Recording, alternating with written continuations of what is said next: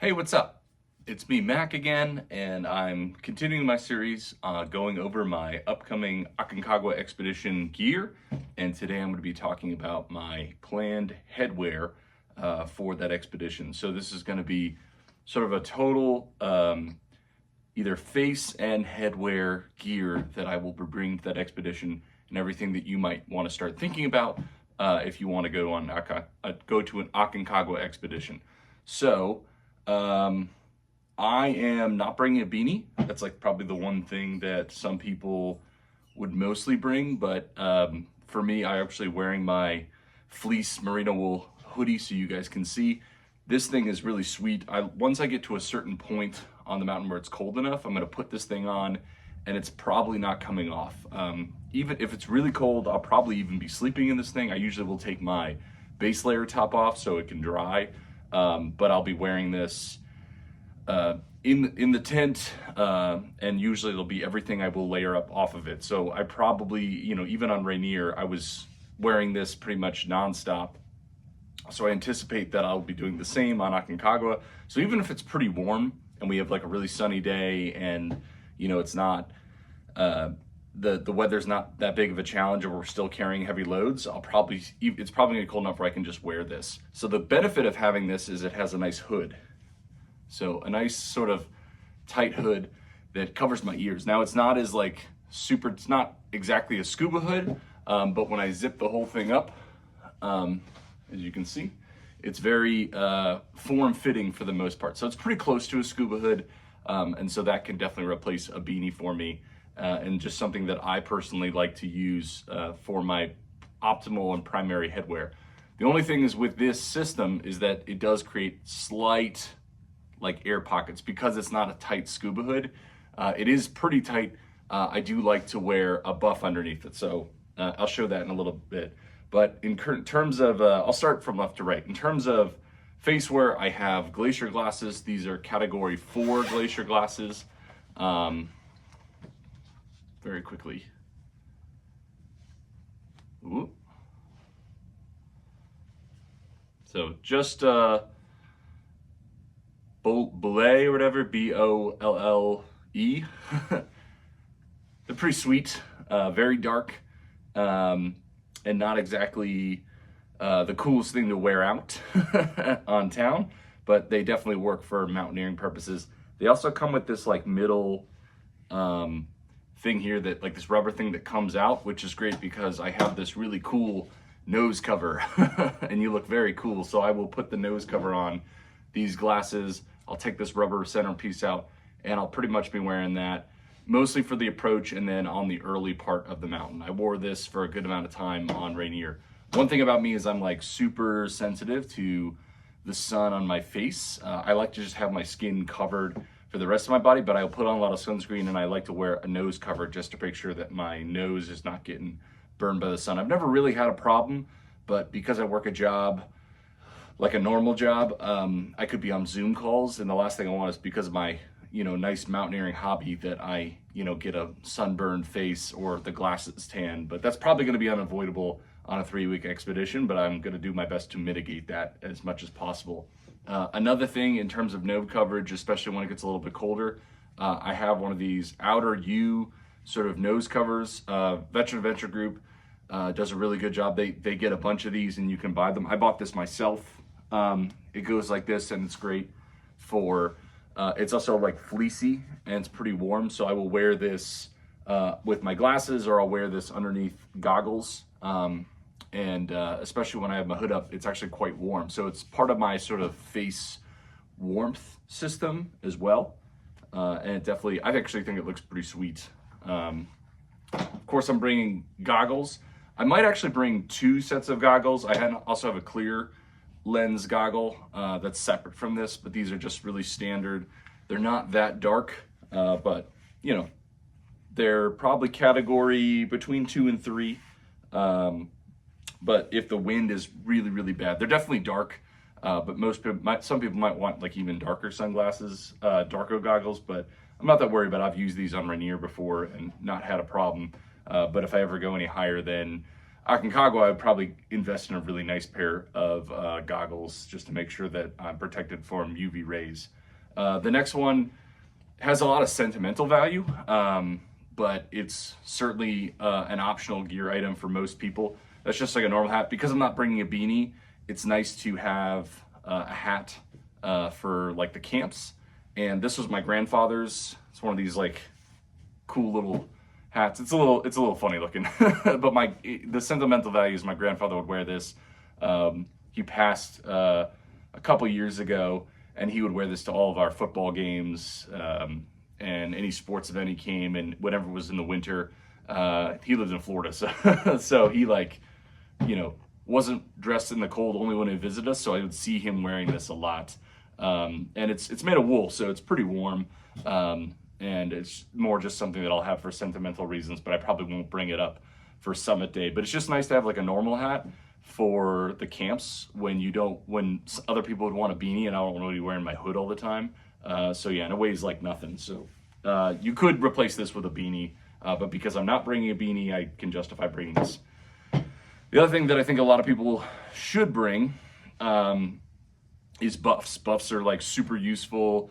I'm bringing two different kinds of buffs. They're both synthetic, but a lot of people use merino wool. That's fine. I just don't like spending the money. Now, once I have them, because I have two buffs already, I'm not going to buy a third buff unless one of these rips. But I have like a sun buff, which is really thin and really light. And then I have a, sort of normal weight buff.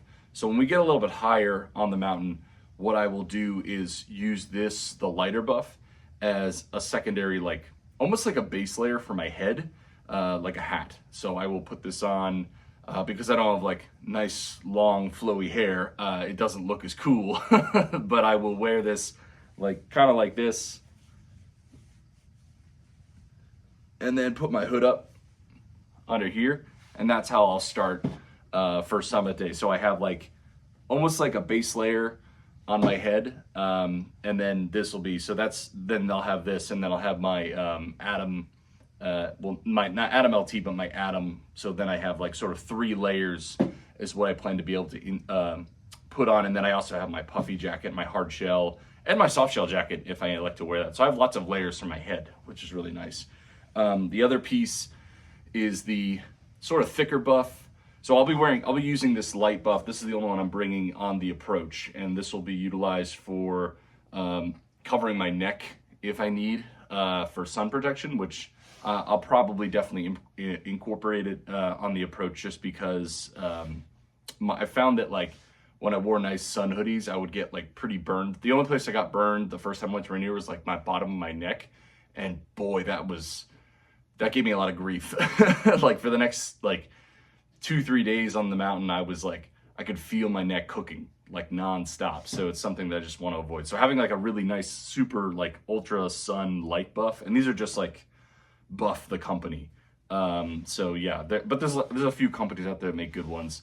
And then the medium one or the normal weight one, when we go to the Summit Push, I will have this sort of on my neck as a neck warmer. And pretty much all, this jacket, this sweatshirt, and my Atom, and even my soft shell, they all can zip up pretty high. And the Atom actually has a really good design where it zips, but it's nice and loose.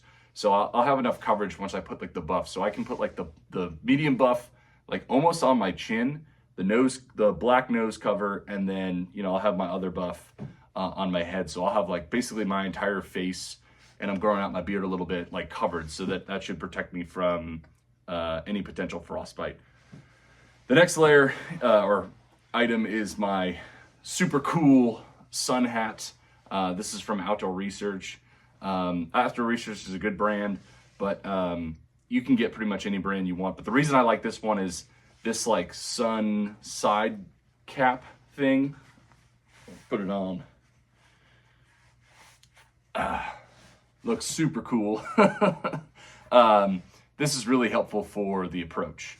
So especially on Rainier, when you go up to Camp Muir, you're kind of baking in the sun, and I run pretty warm, especially when I'm carrying a lot of layers. And I like to wear a sun shirt. The problem and the drawback of a sun shirt is that it doesn't come with a hood. like a button-up like fishing shirt. So they breathe amazing, and so that's why I ended up buying this. But I didn't want to have one that was constantly fixed, and this will be really nice for Denali too. So the cool thing about this product is this part can actually come off, and it just becomes like a normal baseball cap, which will be really nice. So that'll be something that'll be really useful. And I think that once I get above a certain threshold, probably once we get beyond base camp, I'll probably take this off, because I'll be having, you know, just like my hood and stuff, and I'll have enough sun protection. But, you know, again, it'll be my first time going to Aconcagua, so I'll definitely see what I do, and I'll adjust based on the weather. If we're really down, stripped low on layers, then I'll probably keep this little side flap on, just to keep protection from the UV rays. But if I'm bundled up and covered up, then I'm not gonna worry about it. You know, it doesn't look that cool, but at the same time, once you get on the mountain, you know, you're really focused on performance rather than aesthetics. You know, I think everyone wants to look cool. You should want to look cool, look good, feel good, play good. But at the same time, you know, functionality is definitely really key. But at that point, I could probably incorporate if the UV rays are really tough on the lower camps going up, then I'll probably incorporate my sun hoodie, which is my lighter layer. If you look at my layering video, then you'll see that. That's something that I could use, and I could keep the ball cap instead of the side flap. But this is mostly for the approach, and then I'll probably switch to a baseball cap version of this. Just take this part off. The one piece of gear that I'm considering bringing, I might not, it's kind of an optional layer, is a balaclava. This was actually, my brother left it here, but it's a merino wool balaclava, pretty standard, sort of, you know, goes over your head like this. I would only probably need this for summit day. So if I'm like worried about making sure that I'm like amply covered up for summit day, and I just want to make sure all my skin has protections, you know, even in that kind of cold temperatures, the name of the game is exposed skin. So, you know, the cool thing is like this literally makes like a perfect vortex of like covering you up. And when you add your nose protector and your goggles or your glasses, you're like pretty covered up, which is really nice. So definitely sort of an optional layer that I'm considering. It weighs very little, kind of like my running vest. It's like, you know, it doesn't make a lot of sense when you're talking like ounces to pounds, pounds to pain is like always what they say. When you're talking literally ounces, you know, you can kind of justify these little ends and odds to decide to bring. So yeah, that's the one. That's my layering system. Again, the only thing that I am thinking about bringing, but I may or may not too, is I'm going to bring clear goggles too. The only reason I would need clear goggles is if I elected to go for the summit a little bit earlier. And that's especially if I'm moving particularly slow due to the altitude. So, you know, I think most of Veterans Adventure Group is going to be going for the summit like right as the sun is just peaking, which is, they do turn you around. There's like, I guess like mountain rangers or something like that have like a certain point where they start turning people around. I think that's for safety purposes, obviously for safety purposes. So if you have clear goggles, when it's like super cold and you're leaving the highest camp, which I think is Camp Calera, you know, you can climb pretty efficiently, and you know, your eyes are protected and your face is amply protected. And then when the sun comes up, you switch to either your glacier glasses or your goggles. So that's something I'm also bringing as well. I have like a really cheap pair that I brought them Rainier, but I didn't really need it because it wasn't that cold. But it's just kind of a mandatory item that you should have, especially if you think you're gonna go for the summit really early. So yeah, that's pretty much all of my headwear layering system. I hope this was helpful. And thanks again for checking out the channel. See ya.